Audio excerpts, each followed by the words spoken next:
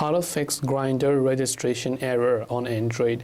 Now if you're having issues with the Grindr dating app where you are trying to register your account but then it simply says registration error. So here if I open the app, let's say I go to sign up option, I enter my month, I enter my date as well as also the year. Now you're also not being able to go ahead and then actually log in, right? So during the login process also, whenever you're trying, it just says like registration error or something like that. Then you can see it says something went wrong or something as such. Now to fix this is we're going to try a couple of steps. First of all, we're going to just uninstall and reinstall if you're on iPhone, but on Android you don't have to fortunately do that. You can long press the Grindr dating app icon, then long press and tap on the I icon, which will take you to the app info page on Android.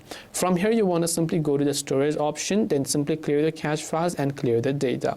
After you've done that, it will reset the Grindr app. By the way, if you're on iPhone, you can try to offload it. Now check for the Grindr if there is any sort of updates available, and if it has, make sure to update it. You also want to make sure you're not using any VPN or any of the other services that is going to interrupt with the connection. After that, now we can just try to relaunch the Grindr dating app. Now you can try to go to the sign up option right here, and now you can just re-agree to their terms and conditions as we did earlier. Then you want to go ahead and then go about entering your birth date manually. Then you can tap on next. Now when you go ahead and try to create an account and you select continue with Google, now you should be able to select your Google account or other options, and then from just like that your registration issue will be successfully fixed.